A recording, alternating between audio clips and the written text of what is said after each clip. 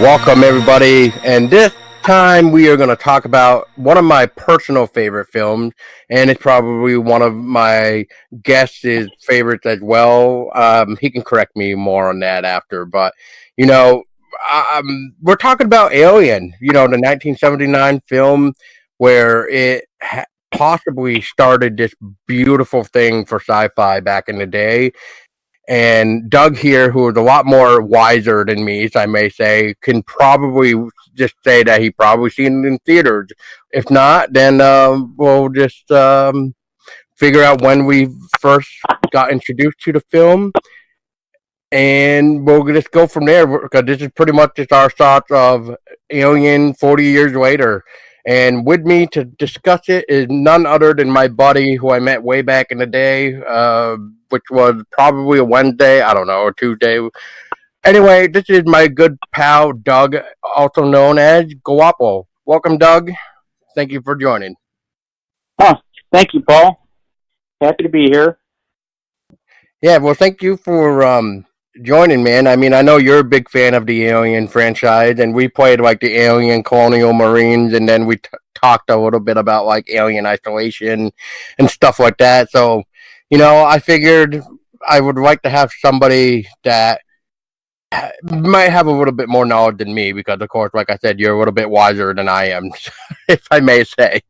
But yeah, we'll start in. So, Doug, when was the very first time you got introduced into the 1979 Alien? My father took me to see it in the theater.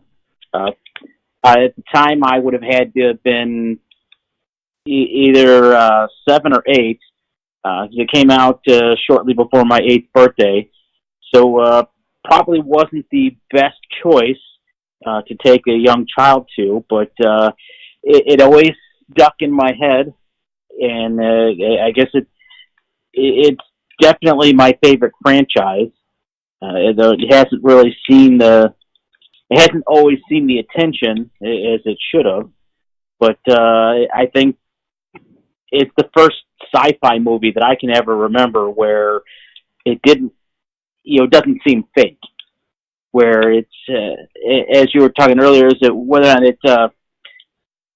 it stands up to today's standards, other than when you're looking at the Ripley or with the various characters that are on Mother in the little science room or cubicle, I don't know, or not cubicle, but other than when they're typing into the computer and you look at that and laugh at how outdated that is, the rest of the movie really stands up. It's still, if you replace those scenes with modern computer, it could almost be released today and still be as terrifying and believable as it was back then. Yeah, I agree. And I want to say I, of course, wasn't born then. I was born in 1987, I believe like a year after Aliens came out. But, oh God, I want to say it was like 95, 96 when I probably was introduced to Alien. So I must have been like 8 or 9 years old. And I just remember kind of being petrified of this alien, just because it's not one of those things that you were kind of mentioning where a little kid I don't think should really be seeing. But then again, when I was also around 8 years old, I kind of snuck downstairs and kind of watched a little bit of like Bram Stoker's Dracula, but I didn't realize that was the movie until later on as I grew up. So when I rewatched it and saw that specific scene, it reminded me of that time when I snuck downstairs to see it. But yeah, I will 100% agree with you, though, that even with the modern technology today, if this film was made in the way it was, I think it could be done, as long as it's not with the CGI aliens as we kind of seen nowadays. Especially, I don't know if you noticed, Doug, not to turn away from this movie for a minute, but just to kind of point it out. But did you know that they made a practical alien suit for Alien Covenant, but they never actually used it. So instead, they just went with the whole full-blown CGI. I haven't read much about. Actually, I hadn't read anything about what they did in making Prometheus or Covenant. I do remember that the CGI in Resurrection was so bad that it really ruined the movie for me. It was horrible. I know you had the tall, skinny guy in the suit for the first movie, and though having the limitations of the human body mechanics, they couldn't do the backwards bending knees that they do now. It was more realistic looking, and it was scarier. I really felt that Resurrection was laughable, and you could tell it wasn't real. I could never get into the suspension of disbelief to get scared when it came to that movie. I mean, there are times you get startled, but you're not really, at least for me, I was truly never scared. Whereas Aliens, and Alien 3, I felt were actually scary movies. All the way through, I was able to get into the movie and, have that suspension of disbelief. The CGI, some of today's CGI is great, but, it doesn't compare to having that real object, or in that case, the suit in the filming. You're right, and another thing that kind of didn't really make any sense with Alien Resurrection, where there's two sides to this, but I don't know. I can't really vouch on it, especially where the alien killed him. But another scene that I will point out with Alien Resurrection is the scene where the Xenomorph killed the guy by his little tongue, and he penetrates him through the top of the head, and then he's got or the back of the head, but he's got that couple seconds to actually reach behind him and notice there's blood, and then he falls dead. I mean, there's the two sides is, well, I guess that makes sense because technically, even when you're decapitated, your head is still active for 20 seconds or something like that before it actually dies or whatever. And then that's one of the arguments. The other argument is, well, where he was hit, he should have been dead instantly anyway. He shouldn't have had time to reach behind his head. So, I don't know. I felt it was all, I won't say comical. I mean, not comical, but it seemed like more something out of a comic book than out of a horror movie. And I don't know if that was born of the success of the Dark Horse comics that were going that were being published in the 90s, or if that was just someone not really having respect for the legacy of the franchise and what Ridley Scott and James Cameron had brought us. And then I believe it was David Fincher that was the original director of Alien 3, though that I could be wrong on that. So the original director was fired midway through Alien 3 or towards the end of Alien 3, and then it was, the theatrical release was a disaster as a result. The director's cut is great, but I think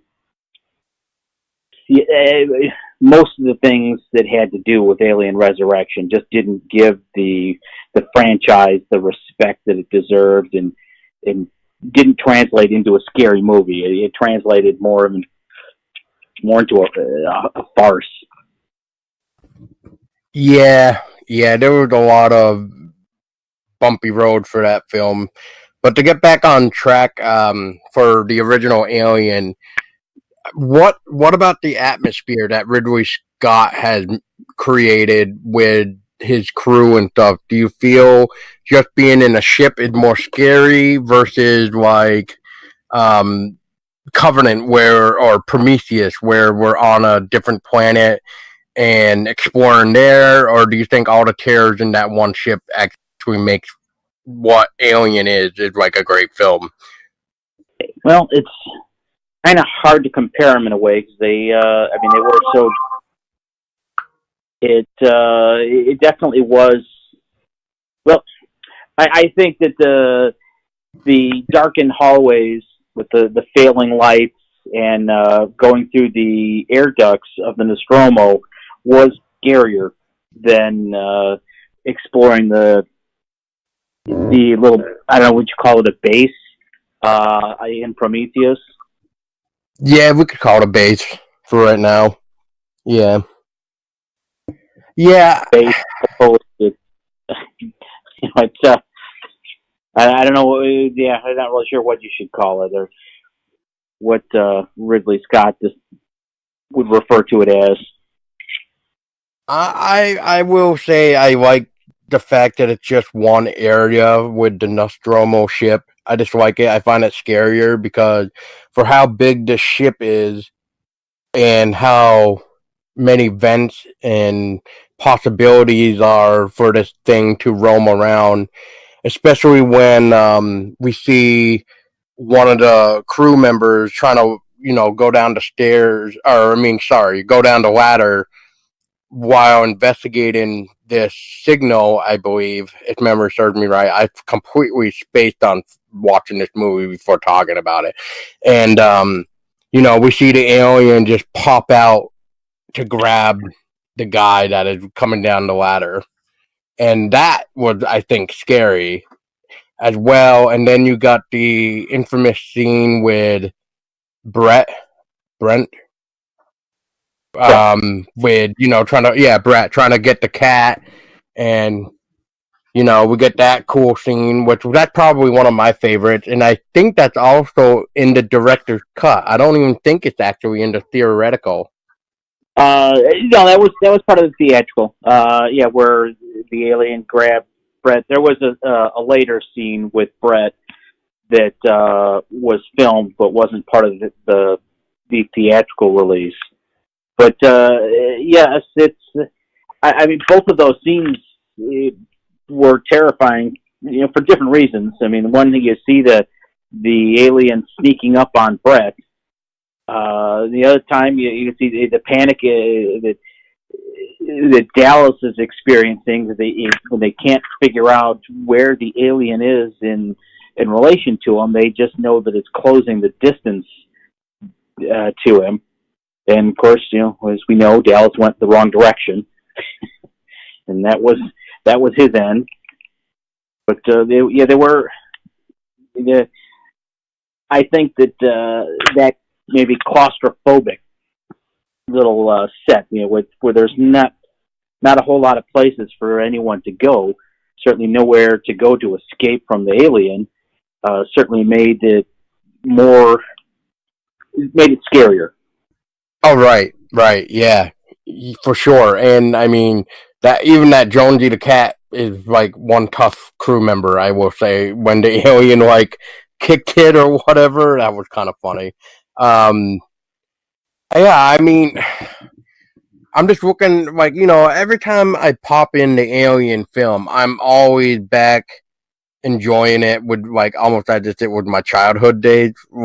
It really does have that creepy atmosphere, especially when we get maybe it's the first time actually seeing it where he's swinging right above Brett, and that's kind of creepy, just that swinginess. And then I believe we see the other shot and he's not even there anymore, meaning the Xenomorph. And it's just I don't know, man. It's just one of my favorite, probably because they don't really show the alien that much. They keep it a mystery, a mysterious creature that we don't see, and we don't really know what his next move is going to be compared to what we have nowadays with well, Prometheus, I don't know if we call it an alien film, but at the same time, it's more of a junk film. There's a lot of people that bash it, and then there's a lot of people that say it's actually not that bad. But I see where the people that are bashing it come from because there's way too much talking. You don't really get to enjoy the environment because of how much I guess what I mean by that is there's so much dialogue that we can't just look at the surrounding and appreciate the atmosphere that Ridley has created for us for Prometheus. But when it comes to the original Alien, we have so many non-dialogue, very quiet scenes, especially with Ripley when she's trying to escape and trying to find the other crew members that at least are still alive to try to get them going and everything else. And speaking of which, so for back in the day, Doug, when it comes to horror films or sci-fi, I believe Alien was one of those films too that actually introduced a female protagonist. Now, when you first saw Ellen Ripley or Sigourney Weaver take this role and become that badass, do you have any first impressions on her? Did you like her? What did you think about Ellen Ripley? I can't remember how I felt about her back then. Again, I was only 7 or 8 years old. But looking back at it, I would say she is one of the few that is really believable. The way Sigourney played Ripley, the way that the character was written, she's very believable in everything, in every part of her role. And again, it's not too many that I can think of where I really believe the actress portraying the tough women. And it's not to say there aren't tough women out there. I mean, I've met some. I'm a former Marine. I've met female Marines that can be pretty tough. But a lot of times these women that are cast in these roles, they're just not very believable in the role. And as far as Ellen goes, or Sigourney Weaver goes, again, don't really remember how I felt about it in '79, but I remember when I saw Aliens, which ironically is the only one I have not seen in the theater. And all the others other than Alien, all the others I saw on opening day. But again, Aliens is the only one didn't see in the theater. So when I finally saw that in '87, I still, I remember there believing Sigourney Weaver as Ellen Ripley and believing Ellen Ripley had the strength, the mental strength to be that character, to survive the situation she was in. I completely agree with what you said, and I'm trying to remember, unless I'm getting the two films getting mixed up. I know it was either Alien or Alien when there was a deleted scene that you can see in the director's cut when we're getting talked, or when Sigourney Weaver talking about her daughter, and I'm trying to remember. Do you remember that scene from Aliens or Aliens? It's from Aliens. That would have been when she was talking to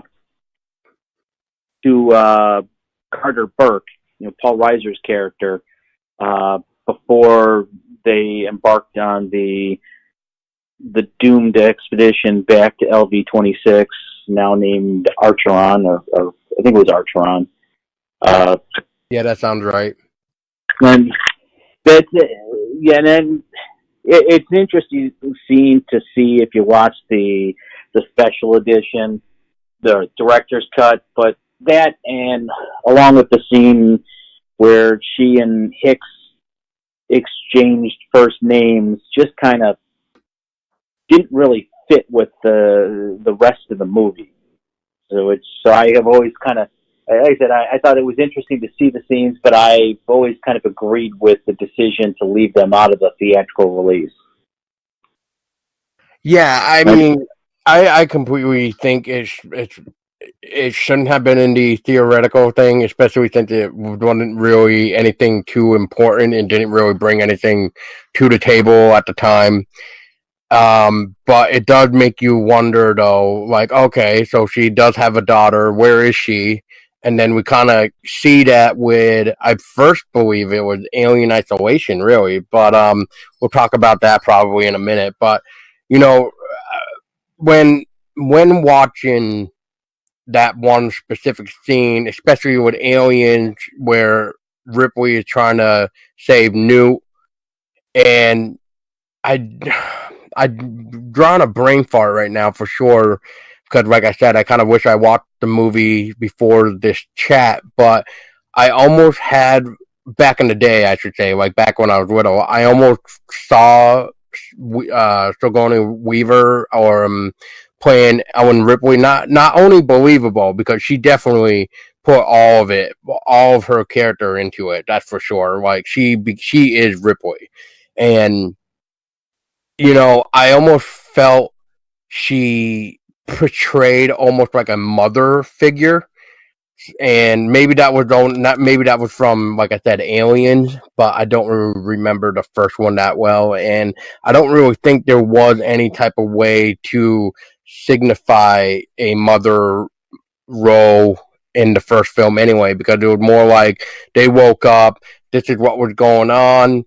They found out that one of their members was a android. Then we get the problem with the face hugger, and then the chest burst scene and all that stuff, which leads into the whole movie. But I guess besides like what you said, like I'll just have to touch on to the fact again that there is a lot of people out there that can make a great female protagonist. It's just finding that one specific person. Otherwise, if we get somebody that tries to be something that they're not, if that makes sense, like they don't seem to be able to be that believable, to be that character. But yeah, I don't know that back in '79, or I guess it was probably filmed in '78, but back then, I can't think of any female actresses that I would have thought could have handled a role like that. And again, it's not trying to sound sexist at all. I can't think of any actresses back then that I really would have bought in that sort of a role. And I think Sigourney Weaver did a wonderful job, and she kind of set the bar. Yeah, I mean, I got asked a question once of if this movie was being made in this modern day, who would be a great Ellen Ripley? And I really don't know how to even answer that question. There's a lot of good actors nowadays, but as for somebody that is trying to be that badass Ellen Ripley, it's really hard for me to even pick somebody. I really don't know who I would even pick nowadays to be Ellen Ripley. Would you know, Doug? If you got asked that question, like if Alien would be made, like let's just say this year, who would you think would fit Ellen Ripley even today? I would say I could never accept anyone other than Sigourney Weaver as Ellen Ripley. I just, even if it was being remade today, I know obviously you couldn't have Sigourney Weaver playing the same role, expecting to pass herself off 40 years younger than she is. But it's something that I think Ellen Ripley and Sigourney Weaver, I don't think you could separate them. I just couldn't wrap my mind around it. Yeah, exactly. Yeah. So Now, to answer your question, it's just I couldn't answer. There's no way I could answer that question. I just never another woman playing Ellen Ripley. It just couldn't happen in my mind. I would never accept it. Right. No, I mean, that's what I mean. Like, I just don't know who would be an Ellen Ripley besides Sigourney Weaver. Now, is there any problems that you have with the first Alien film, Doug?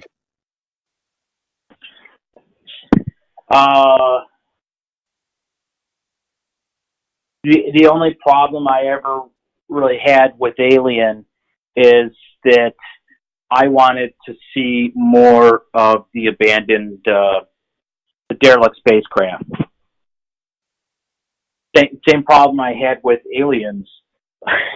I just wanted to see more of that. That was just something that just always interested me, and it wasn't enough of that derelict spacecraft in the movie. But not that I really know how we can think of a way to have written it in to have more of it. It's just that's the only thing, is I've just always wanted more of that. Now, we're talking like even the scene with the engineer on the gun in the middle of the room and stuff like that type of scene, especially the underground layer with the eggs, like that type of sort of stuff. Yes, and though they touched upon it, they just touch upon it. You see a lot in Prometheus, but I guess it came off to me as it's not really being what Ridley would have done if he had more of the ship in 79. Prometheus just seemed to kind of go in a different direction than he would have gone in 1979 if he were filming more, making Alien a longer movie. True. I guess what they could have done, maybe if they thought about it back then, but if they took what they did with Prometheus a little bit, like maybe some of the engineers that are standing up in that one hallway, I guess, or whatever that was supposed to be, that section, you know what I mean, with Prometheus, that one scene with the hallway or whatever, with the engineers that are kind of like lined up, kind of like the knights in shining armor, how they're lined up sometimes in a hallway. Like maybe they could have added that, like as they're walking through to the big room, maybe. I don't know. That's where I'm gonna have to bring in the Alien Isolation for a minute, where I kind of liked how they did that in Alien Isolation, where we actually got to see that ship, that engineer on the gun in the game. I didn't really care for how they did it really with Alien Colonial Marines. It almost seemed like they put way too many of those engineers on the guns in it. But the way Alien Isolation did it, I think was just the right amount. But we saw a little bit more of the ship. But I think I go back to you kind of saying there wasn't enough for sure to explore. Yeah, I blocked out most of Colonial Marines. That was probably my most anticipated game, and by far my biggest disappointment in gaming. It was just such a horrible letdown. It had the opportunity to be so much better than it was, which I know that could be said for a lot of games, but everything about Colonial Marines was just so sloppy. What I remember most about Colonial Marines was that through most of the game, I would just try to run to the next checkpoint, just trying to get through it, because me being obsessive compulsive with trophies, I needed to have my platinum and 100% on PlayStation, but I just wasn't having any fun with that game. Yeah, and I just blocked it. yeah, I mean, I told my fiance one day that like I was like, well, maybe if you really wanted to, I could show you this game. Otherwise, what we could just do is just find a YouTube video, and you could see what the hell I'm talking about when I mean that this game was not what it was made to be. But then again, we can thank Gearbox for that because the reason behind it was, I guess, Sega too threw Gearbox money, and then Gearbox actually used the money on Borderlands 2 instead of Alien Colonial Marines.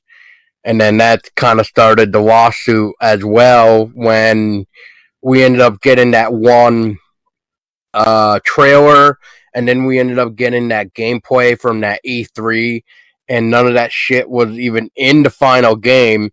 So that's where a lawsuit came into play from somebody.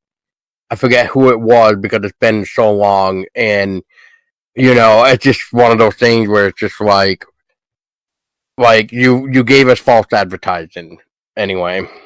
So Yeah, I know. There's someone I think sued Gearbox and Randy Pitchford, who I believe was in charge of Gearbox, over that game. I don't know what happened with it. I didn't pay much attention to the lawsuit. I did find it amusing, and I remember what I had read, and I don't know that this is accurate because sometimes so often they put things in print without actually really researching them well. But as you had said, that it was rumored that Gearbox took the money that Sega gave them to develop Colonial Marines and used that to develop Borderlands 2, as I refer to as Boredomlands 2, and then they farmed off the development of Colonial Marines to some other company. But that's I wasn't involved in it, so I can't say for sure that that those rumors were true. But all I can say for sure is that Colonial Marines damaged the franchise, and certainly did not live up to its expectations, or live up to our expectations of it.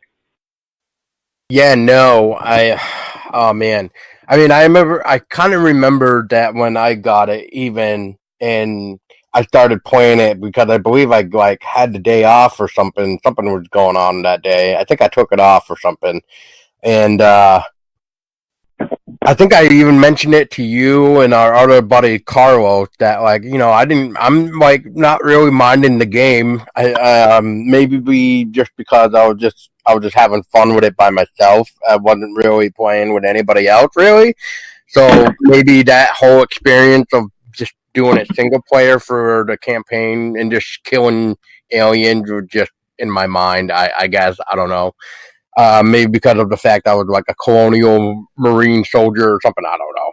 I really don't. I don't know what I can say about my younger self anymore, except for that I don't know what the hell I was thinking of when I was saying that I didn't mind it. But because especially after trying to do the multiplayer crap, that was a pain in the ass, and getting all those stupid in-game I forget what they were, like in game whatever, like you had to do this.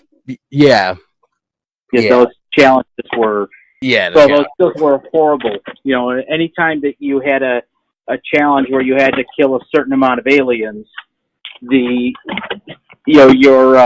the NPC characters would kill too many of them, and you wouldn't be able to get the challenge completed. And then anytime that you needed help because you needed to get through a section, or you had a challenge where you had to get somewhere, then they would do nothing. They would stand around and just basically get in your way. It was horribly programmed. And as for the challenges, well, also, my wife was playing the game too, and she just decided she couldn't stand it. So Yeah, she I ended up quit. Yeah, I ended up doing all of the challenges on my account, and on her account to get her the platinum trophy. And a lot of the time I wound up basically running two controllers at the same time. I'd drop one, pick up the other, quickly do something, drop the other, or pick up the first one again. And that was also, running from one checkpoint to another when I was doing it in co-op. That's what I do. I'd basically just run, trying to get to the next checkpoint. If I died, I'd pick up the other controller and start running with that one while the first one would respawn. It was just the concept, the story were good. The execution of the game was horrible. If we got in what they showed us at that one E3, especially with like the corridors on fire with the alien, to I believe it was that encounter with the alien queen, that would have been, I think, more creepier. But I don't know what happened to those scenes, so that we ended up getting the crappy rundown version that took how many years? 10 years, I think it was. I don't remember when it came out, but I seem to remember it being on the cover of Game Informer in 2008. 2013, I believe, because then I think it was 2014 is when we got Alien Isolation. So I want to say 2013 for Alien Colonial Marines. I'm gonna take a quick. I think maybe it was 2012, judging by memory of I know it was. I was playing it where I live now, and I moved here November of 11. But it seems to me that November of 13 is when the PS4 came out, and Colonial Marines. Yeah, Colonial Marines was out before the PS4 was out, so 13 sounds about right. Yeah, it was February 12th, 2013 is what I'm seeing for a release date. Which, I'm kind of glad that we did get Alien Isolation a year later, that's for sure. But, yeah, I mean, it just wasn't what we should have gotten.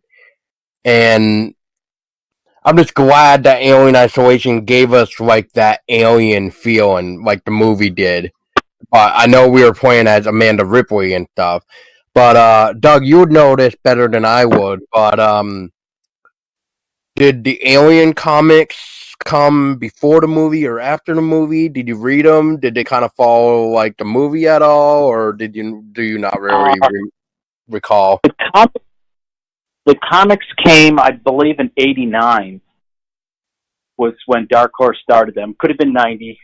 I was first time I was exposed to them was when I was in the Marines, stationed on Camp Pendleton. They actually used Ripley, Hicks, and Newt because these were before Alien 3 came out. And it was a continuation of their story through, I think it was a six-issue series, then a 4-issue series, then another 4-issue series, which I think was the Aliens Earth War. And it was actually a pretty good storyline, but then, of course, Alien 3 came out, and they killed off Hicks and Newt and Ripley. So that kind of changed, obviously kind of destroyed that storyline. Though they did get released later as actual, mass market paperbacks, and they just changed the names of Ripley, Hicks, and Newt. And I can't remember what their characters were. Actually, pretty interesting books. It was good storyline, but they came out between Aliens and Alien 3, and around the time Yeah, actually, I think before Predator 2 also, which, Predator 2, if you remember at the end, does have an alien skull in the trophy case on the little ship. Yeah. Yeah, I remember that. Unfortunately for me, I haven't really been able to find like the original comics except for I think it was the original black and white Aliens comics. I think is the one I have. I know they threw it all together into a big like hardcover book though, and I ended up getting that. I recently read the what did they call it? Is it William Gibson? Was that his name? The guy that was gonna do the original Alien 3. It was William something, I believe. I'm trying to look real quick because I don't want to butcher his name. Yep, William Gibson's. William Gibson's Alien 3, the unused script of Alien 3. They turned that into a comic book series, and I just recently got my hands on issues 3, 4, and 5 on Amazon, and that's actually really, really cool. I don't know if you've gotten a chance, Doug, to read them, but they might be up your alley. Like, this was the original idea before we got what we see for Alien 3 nowadays. Back in 2001, I think it was, I downloaded about 3 unused scripts for Alien 3 and read them all, but they kind of blurred together. I mean, at this point, I don't remember a whole lot about any of them. I remember one of them seemed to take place on a planet made of wood, which, my memory could be really wrong on that. But would that be the engineer planet? Again? Was that the engineer planet or the other planet? I don't think it had anything to do with the engineers. But I thought I read somewhere that they might have tried to do that. Maybe I'm thinking of a different movie. Again, this was 18 years ago, so my memory's a little rusty on that. But while we were talking, I did pull out my Dark Horse comics, which were semi-handy because I'm tempted to put them up on eBay. The Aliens 1 of 6, so the first one was 1988, and then it may have shown up in Dark Horse Presents as early as 87, but that was probably also just earlier 1988. And then there was one comic called Videodrome, I think, that did have the Alien Queen in it. I think it had something to do with things coming to life through a TV. Right. An Alien Queen on the cover of that comic. And I think that was really the first time they were ever in modern comics. But the Dark Horse ones are really considered to be the only thing that actually kind of follows along with the universe. Yeah. I mean, there's so many different, I'll just say universes now when it comes to the Alien universe that, it's hard to even dive into a big timeline, I guess, if that makes sense. Like, there's just so much thing going on. Like, the latest Alien comic were Dead Orbit, then it went into, like, Dust to Dust, then it went into, like, Defiant, now it's going into, like, Resistance, and then the new one that's coming out that's going to be bringing Amanda Ripley back into the story is like Aliens Rescue or The Rescue or something like that. So I mean, there's a lot of Aliens comics, and I mean, at least the comics are doing good compared to what the movies are doing, and I mean, I think that's why Alien 40 years later is still one of my top favorites, just because it's just so well done, and it's just very dark, creepy, and it makes the alien that scary because we just don't really see it. And when we do see it, it's it's really quick, and it's we just don't know where it could be on a ship. And yeah. Aliens is about the only thing that can draw me out to opening day of a movie. At this point, I've gotten to the point where I don't want to deal with the crowds. I'll wait several weeks till people are not in the theater, and I don't have to deal with people on their cell phones and talking to their movie, where my wife and I can basically be the only two in the theater. But when it comes to Aliens, that's definitely I have to be there opening. Usually, I catch the midnight show. And I did that with actually I did that with Alien versus Predator, the first one. Then also Prometheus and Covenant. We caught both those at the midnight showing. I believe the Predator, we saw that at the midnight showing too. Also Predators at the midnight showing. But I think the rest of the Alien 3, Alien Resurrection, and Alien vs. Predator 2 I just saw on opening day, but wasn't actually there at the midnight showing. But yeah, it is, as far as anything else goes, you can't draw me out to deal with the crowds to be there at opening night. But Aliens, I can't miss it. I have to see it immediately.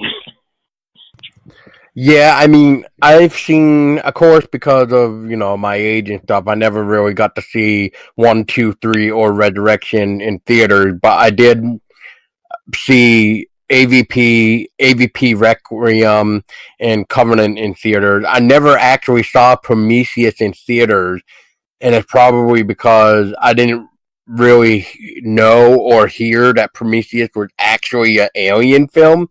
But then again, I don't really have cable, so I was relying on horror websites really, and I don't know. I don't really know why I never went to go see Prometheus in theaters. So I ended up having to see it on DVD. So that's how I was introduced to Prometheus.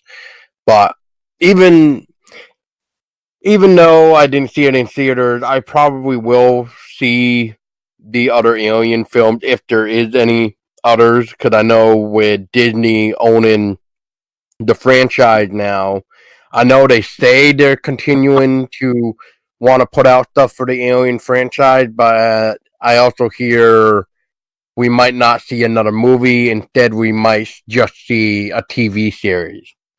So I don't know if you heard anything about that, Doug, but I don't know. I don't really know what they could really do for a TV series, but maybe they could pull it off. I would think it'd be pretty hard. I certainly would give it a shot, but yeah, I think it would be kind of hard to keep that story going. Certainly hard to keep the suspense going, but I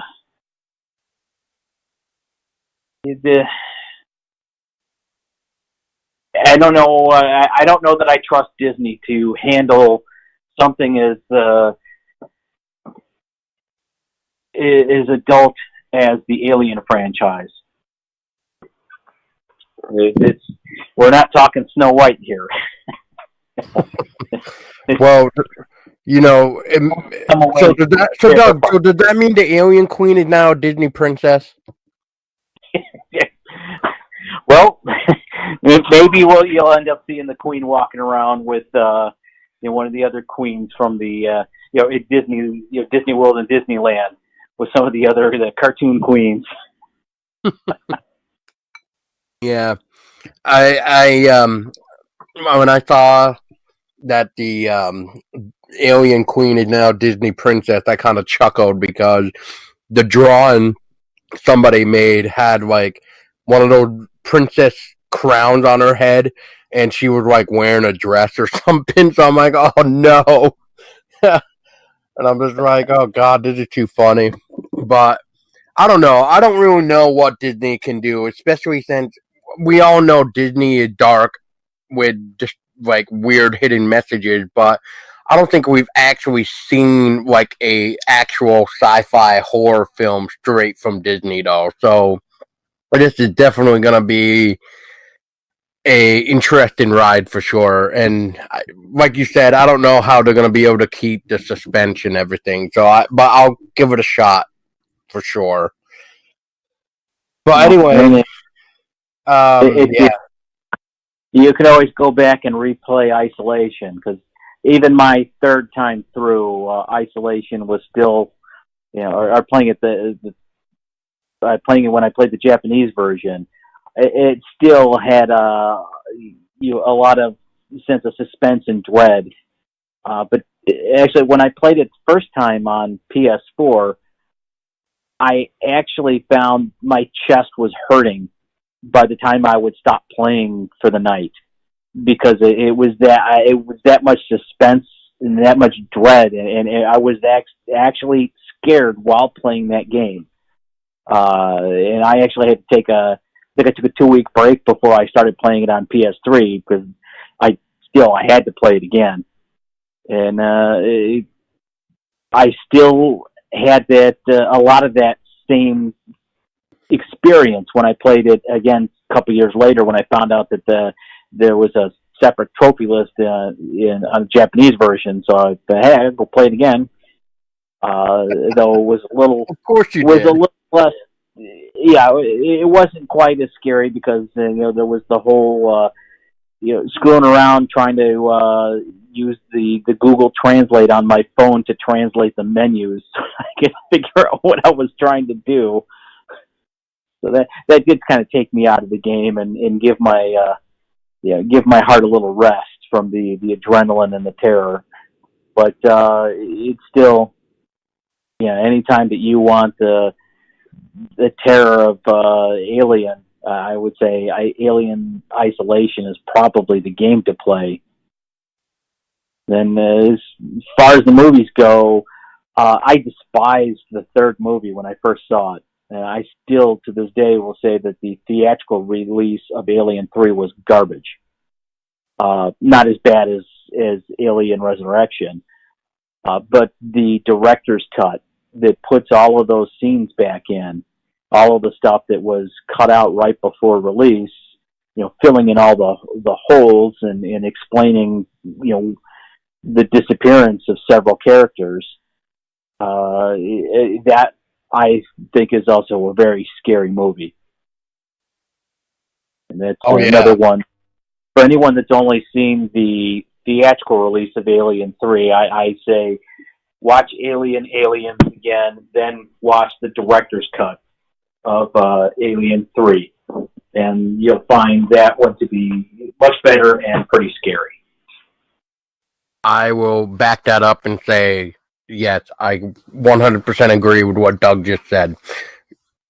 And usually what I even say is, if you're going to just watch the franchise in general, I would just stick with anything of the director's cut, just because you may miss something that you'd like to have known that they taken out. Like I said, though, as me and Doug were talking about with that one particular scene with Ripley, were talking about her daughter trying to figure out where she is and stuff. Because I think that the scene even said like they went out in space looking for her or something. No, wait. Yeah, that she was, and like she was gonna go and explore space too, because that's like what her mother did. So what's that word? It influenced her to like do what her mother doing, sort of deal, before Amanda Ripley wanted to go and look for her mom. Like, I mean, it was cool to know that, and I guess it helped, especially if you're gonna go into like Alien Isolation or any of the comic that mention Amanda Ripley. And there's a couple comics now that actually do tend to continue her story. Which, by the way, Doug, before I end this too, And even though I want to maybe save some of this too for when I do my Alien Isolation 5th anniversary episode in October, but or for October. But just out of curiosity, did you actually see the digital miniseries, the 7 episode that they did for Alien Isolation? Did you see that? No, I heard a little bit about it, but I tend to try to hit YouTube and Facebook and Instagram as little as possible. So I admittedly do miss out on some things, and one of these days I will dig that up on YouTube. But I have not as of yet seen it, though I have heard from a couple sources that it was very good. It's not bad. It's more of it's like you're really not missing much, Doug. Like there's it's really weird. Like there's parts from Alien Isolation game. There's like this weird animation from the game, but they try to make it like a third person thing. And then there's just, if you remember the ending of Alien Isolation, we get to see that too, like Amanda's experiences and what she was facing when she was in orbit. So there's that for you. But anyway, to wrap this up, I guess I will say happy anniversary to Alien. It's still one of my favorites, even to this day. I just hope that nobody remakes it. I don't think anybody will, but with the way some films are being remade nowadays, it's just, I just don't see anybody, like we were stating before, I don't see anybody being able to portray Ellen Ripley as good as Sigourney Weaver did. I just don't see it happening. So if they're going to ever try to remake it, maybe they should just create a whole new timeline. And go for it. I was just going to say that, I would throw in there that there's no reason to remake or reboot. We still have, there's still a gap between Alien Covenant and Alien. And there's still, I know Ridley Scott, I've heard two things, that he initially wanted 3 movies, then 4 movies, then back to 3 movies that would, be prequels to Alien. So, I mean, there's still at least one movie needed to tie in those 2 movies to fill that gap. Or 2 movies, great. And then there is still work that could be done, just continuing the storyline after the events of Alien Resurrection. Or I know there was talk of just ignoring Alien Resurrection and even Alien 3 and doing a movie to take place right after Aliens, which, I don't know about that. Of course, I do wish Alien Resurrection was never filmed. But, right now it shouldn't be rebooted. It shouldn't be refilmed. Finish up what we have. Then, if you feel the need to reboot, then Disney go ahead and reboot it, refilm it. But let's at least finish what we've got. Fill in that big gap between Alien Covenant and Alien. Yeah, I think if anything, Ridley Scott just need to do one last film, which supposedly called like Alien: The Awakening or some weird thing like that. But the only other weird thing that I heard about this last film for his trilogy to help tie in the Covenant and Alien is that they're going back to Prometheus ways, which is they don't really have an alien in it. So I don't know. I don't know what to say to that. So I just hope that we can at least just finish it, so that way we can at least compare all 3 films into one, I guess. And then we can really decide whether or not it works or doesn't work, I think. And I did hear something about also, Doug, that they want to somehow bring Newt back and Alan Ripley, of course, and then they want to also bring back Hicks. what the hell is his name? Yeah, Hicks. Yeah, Hicks. Yeah, and then wasn't there somebody else though besides Hicks? There was talk. I think it was Neil. I'm going to get his name wrong. Bokamp, something like that. I apologize to his fans and him. Blomkamp? Yeah. But there was talk that he was going to be doing a movie that was supposed to take place immediately after Aliens, and was either going to ignore Alien 3 and Alien Resurrection as if they never happened, or it was going to be something that again takes place right after Aliens, and then it would end with them, still, back asleep on the Sulaco, and leaving Alien 3 intact, just basically again sliding a movie in the middle there. I'm not sure how well that would have worked, but ignoring it, they could have done a lot of stuff.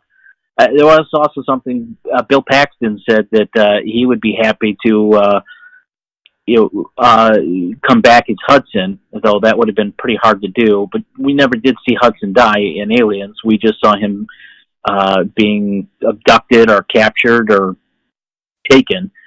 And then the assumption is when the reactor blew, he was killed. But again, we didn't see it, so they could have come up with any number of reasons for him not to have been in the reactor and killed when it went nuclear. But yeah, that last I heard that probably a year or so ago is that it was shelved and probably a dead project.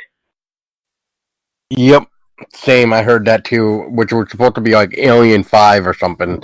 But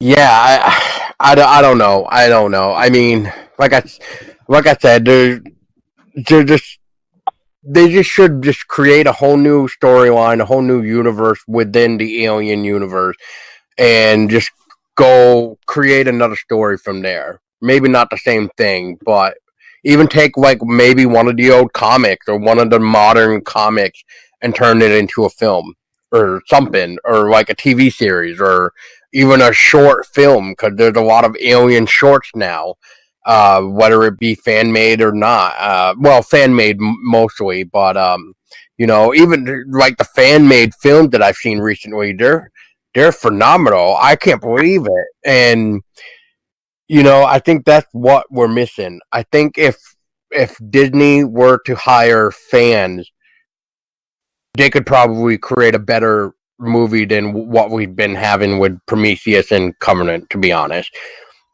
But I guess my final thoughts on this is just that I just hope we don't see the movie ever be remade, and that I can't wait for another, I guess, 10 years of Alien, because I just don't see it ever dying in popularity, just because it's just that good. Yeah, I can't think of any other 40-year-old film that I think really holds up the same, at least sci-fi wise. I mean, as much as I love Star Wars, you go and watch, you rewatch Star Wars, New Hope, and it just, there are so many things about it that just don't really hold up. That they come off as kind of campy now. Again, still love the film, but there's so many parts of it don't hold up anymore. But again, as I said earlier with Alien, the only things I think don't hold up are really when you're seeing them work with the computers. That's the only thing where you just, anytime you're showing the computers from that far, from 40 years ago, knowing what we know about computers now, that stuff doesn't hold up. Right.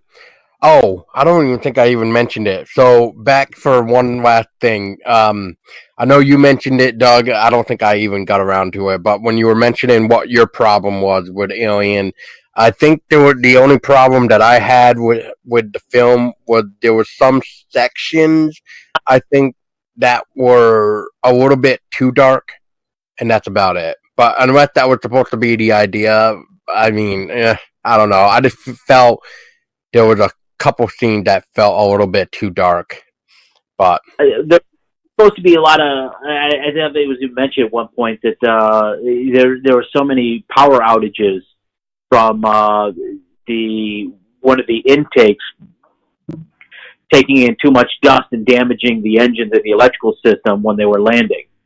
And that's why there were so many. When they took off, they hadn't repaired everything yet. They just wanted to take off, get back into sleep, and you headed home. And that left a lot of sections dark, and which, if it wasn't so dark, it wouldn't have been so scary. yeah, true. I just was thinking though, like if they were trying to make us to see something though, versus like the weird power outage that was going on, or the live wires that were swinging around. Maybe I was just too picky on that part, but the writing was just the only really nitpick that I had. Otherwise, it was good. It was the atmosphere that I think most horror films nowadays, when it comes to sci-fi or even horror, really, when it comes to like a creature or monster movie, it kind of doesn't have that atmosphere like Alien does, and like with that dark atmosphere where it's hiding in the shadows, or this area is so dark that we should be afraid of it because we don't know what is working in that dark area. And then we get like Covenant, where now we see the alien in daylight now and stuff. So it doesn't really make it creepier. It just shows us though that they can get pissed, I guess, and they will jump on your ship and try to bash in the ship cover just to try to get you. But other than that, at least that was better than the Diet Pepsi commercials with Michael J. Fox and the Alien back in '92. That really kind of made it made it hard to be scared of the alien when you see it's all it's interested in is drinking a Diet Pepsi. I need to look up this commercial now. I need to see this. Wow! I wish it's some sort of a fever dream, but no, it happened. Oh wow! On that note, Doug, thank you so much for talking, and we'll have to have you on again to maybe talk about the other Alien films if you'd like, and then because it's always good to get some more inputs, and I know you love the franchise as much as I do, if not a little bit more, and we can even talk about the shitty Colonial Marine that I know we try to avoid, but I just think it would be interesting to talk about just because it's just one of those games where it's just like there was some interesting things in it, but really the downfall was just the budget and what we actually got for the final product. But then when it comes to Alien Isolation, that game is just going to be so fun to talk about because that is the game of the year, the game that makes the alien scary again. But yeah, but until then, thank you guys so much for listening. I hope you enjoyed as much as I was talking with Doug. And sorry that we probably should have talked more about something else. And oh my God, you know what? We're not done yet. I just realized I'm forgetting one important thing, and that is the Jerry Goldsmith soundtrack. I fucking love that soundtrack, and I'm so glad that they did a limited release run of the complete soundtrack on vinyl and stuff like that. But yeah, I mean, everybody should know that I'm a very big soundtrack fan, and you're damn right that I do have that limited edition complete vinyl. and stuff like that. And I actually own all the soundtracks for the Alien for films and the Predator and Prometheus and Covenant. So yeah, you could say I'm a little bit of a soundtrack whore. That's fine. But Doug, what about you? Did you like the soundtrack at all? You know, I'm having trouble hearing it. You know, in my memory. I do think that it certainly did help give us the atmosphere that was necessary to make the film so successful and so terrifying. But I did have the Aliens soundtrack on cassette, but I never had any of the other ones. And so, as I said, I can't really hear it, picture it, but I can just kind of remember my impressions there that it did help bring that atmosphere. It did. Without that, it wouldn't have been as terrifying as it was, which was obviously what was needed to make it such a successful, start of a successful series. Yeah, it really did bring the atmosphere to life, and I'm just glad that Jerry Goldsmith was able to create the film for the music for the film, I should say. And it's just his soundtrack is definitely going to live on. Jerry Goldsmith is just going to live on anyway. I mean, he's done some incredible work for like Poltergeist, a lot of good movies. I can't even name all of them right now, but the biggest one is definitely Alien for 1979 and the original Poltergeist. So I don't know. I mean, he just knows how to create the right music for the atmosphere to give us that good way of bringing the scene to life. And on that note, I think that's it. Finally, so if anybody can hear this message, there's nobody left on this ship, and I am Podolsky with my friend Doug, and Doug and I are signing off.